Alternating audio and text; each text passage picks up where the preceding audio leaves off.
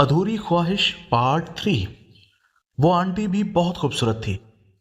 अब मैं दिल में ये सोच रहा था कि किसी तरीके से आंटी का मोबाइल नंबर ले लूं, क्योंकि मैं अपनी अम्मी के सामने उस आंटी से कोई ऐसी बात नहीं कर रहा था।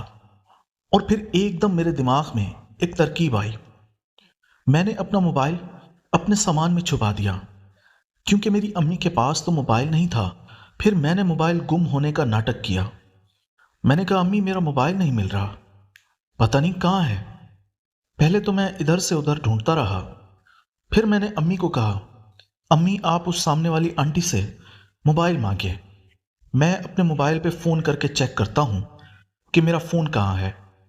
मेरी अम्मी ने उस आंटी से मोबाइल ले लिया। फिर मैंने उस आंटी के मोबाइल नंबर से अपने नंबर पे कॉल की तो वो सामान में पड़ा हुआ था। मेरी अम्मी ने कहा कि शाहजैन ये पड़ा हुआ है। अब मैं दिल में बहुत खुश था, क्योंकि उस खूबसूरत आंटी का नंबर मेरे पास आ चुका था। मैंने सोचा कि कल गांव पहुंच के उस आंटी को फ़ोन करूंगा। फिर ट्रेन चलती रही और हम अपनी सीट पे बैठे रहे। फिर उस आंटी ने मुझसे पूछा कि तुम लोग कहाँ जा रहे हो। फिर मैंने अपने गांव का नाम बताया और ये भी बताया कि हम इतने सालों बाद जा रहे हैं, वहाँ हमारे नानू वाले रहते हैं।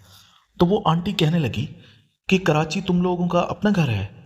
मेरी अम्मी ने उस आंटी को बताया कि हाँ, हम लोगों का अपना घर है, हम बहुत सालों से कराची रहते हैं। मेरे अब्बू अच्छी नौकरी करते हैं, इसीलिए अब हम कराची में सेटल हो गए हैं। फिर वो आंटी कहने लगी कि मैं भी कराची सेटल होने के लिए गई थी। मैंने भी ये सोचा था कि मेरे बच्चे हैं, मैं भी कराची रहूं, क्योंकि एक बड़ा शहर है, वहाँ पे मैं अपने बच्चों को पढ़ाऊंगी और लिखाऊंगी। लेकिन वहाँ पे घर बहुत महंगे हैं। आप जहाँ पे रहते हैं वहाँ घर की क्या कीमत चल रही है। मेरी अम्मी उस आंटी को बताने लगी कि हम लोगों ने जब घर लिया था तब तो बहुत सस्ता था, लेकिन आजकल का रेट वाकई बहुत ज़्यादा हो गया है। कराची की ज़मीन बहुत तेज़ी से महंगी होती है। फिर वो आंटी कहने लगी, जी बिल्कुल, ये तो आप ठीक कह रहे हैं। मैंने सब कुछ अपना बेच बाच के कराची सेटल होने का सोचा था। फिर वो आंटी मेरी अम्मी को कहने लगी, आप लोगों के साथ कोई घर अगर सेल हो रहा हो, कोई ढूंढ के मुझे बता दें। मैं अभी गांव जा रही हूँ, वहाँ पे मेरी ज़मीन है, उसको बेचने के लिए। कुछ बेच बाच के आ गई थे, कुछ और बेचने जा रही हूँ। मेरी अम्मी ने कहा कि हाँ हाँ क्यों नहीं, हम पंजाब 10 दिन लगाएंगे, उसके बाद हम वापस कराची आ जाएंगे। तो आप एक काम करें, हम शाहजैन के नंबर से आपके साथ राब्ते में रहेंगे। फिर वो आंटी अपना मोबाइल नंबर बताने लगी। उसका मोबाइल नंबर तो मेरे पास पहले ही आ चुका था, लेकिन फिर मैंने सेव भी कर लिया। अब मुझे ये भी पता चल गया था कि आंटी बहुत पैसे वाली थी। फिर मैंने उस आंटी को कहा, आंटी आप फिक्र ना करें, मैं कराची पहुंचते ही सबसे पहले आपका काम करूंगा। आपको वहां पे कोई अच्छा सा घर ढूंढ के दूंगा। और वो हमारा इलाका बहुत अच्छा है, वो बहुत अच्छी सोसाइटी है, बहुत अच्छी सफाई सुथराई का ख्याल भी रखा जाता है, और वहाँ पे लाइट भी नहीं जाती। आप हमारी सोसाइटी देखेंगे तो आपका दिल खुश हो जाएगा। मोहल्ले की एक पार्क भी बनी हुई है, शाम में आप पार्क भी जा सकती हैं। तो वो आंटी कहने लगी, हाँ मैं भी ऐसी जगह ढूंढ रही थी, अच्छा हो, साफ सुथरा हो और पार्क भी बनी हुई हो, क्योंकि मेरे साथ 3 बच्चे हैं। उन बच्चों में सबसे बड़ी मेरी बेटी है, इसकी उम्र 14 साल है। इससे छोटा मेरा बेटा है, उसका नाम अली है, उसकी उम्र 10 साल है। और इससे भी छोटा एक बेटा है, इसका नाम रज़ा है, वो 7 साल का है। और फिर वो आंटी बताने लगी कि उसका शौहर फौज में कर्नल था, तो उन्होंने बहुत पैसा कमाया, अभी भी उनकी पेंशन आती है। वो रिटायर्ड हुए थे, बहुत अच्छी पेंशन आई थी, और वो फिर बाद में बीमार हो गए थे, वो इस दुनिया से चल बसे। वैसे तो मेरे बहुत रिश्तेदार हैं कराची में, लेकिन मैं उन सब से हट के रहना चाहती हूँ। मैं अपनी ज़िंदगी अपने मुताबिक जीना चाहती हूँ। फिर मैंने कहा, आंटी ये फैसला आपने बहुत ही अच्छा किया।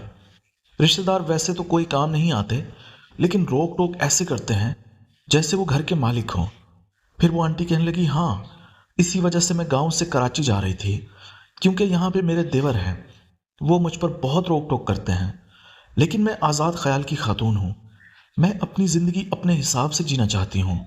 जब मैंने उस आंटी के मुंह से ये सुना, मैं दिल में और भी ज़्यादा खुश हो गया, क्योंकि मैं भी ऐसी आंटी ढूंढ रहा था जो मालदार हो और आज़ाद ख्याल की मालिक भी हो।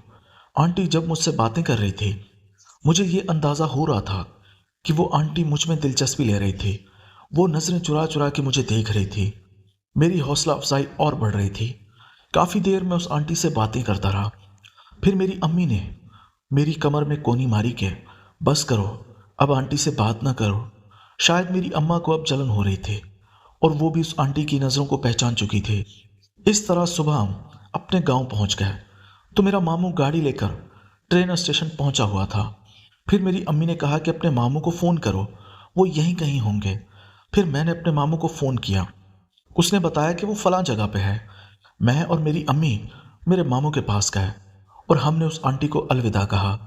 फिर जाते हुए आंटी फिर मेरी अम्मी को कहने लगी, मेरा काम आपने भूलना नहीं है, लाजमी करना है। हम आए मामू को गले मिले। मेरे मामू ने मेरी अम्मी के सर पे हाथ रखा। मैंने देखा तो मेरे मामू ने ब्रांड न्यू कार ली हुई थी। मैंने कहा, मामू ये आपने कब ली? ये तो बिल्कुल नहीं लग रही है।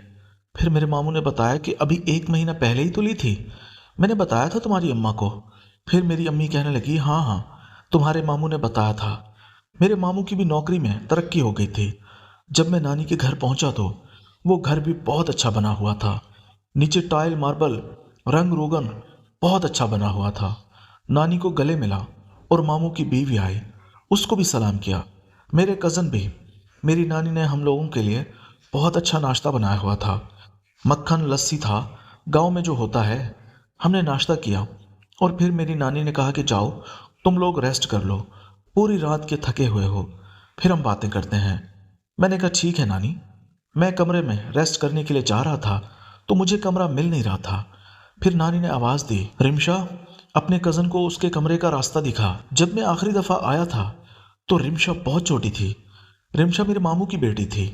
अब मैंने रिमशा को देखा तो देखता ही रह गया, क्योंकि रिमशा पे जो हुस्न आया था वो तो लाजवाब था।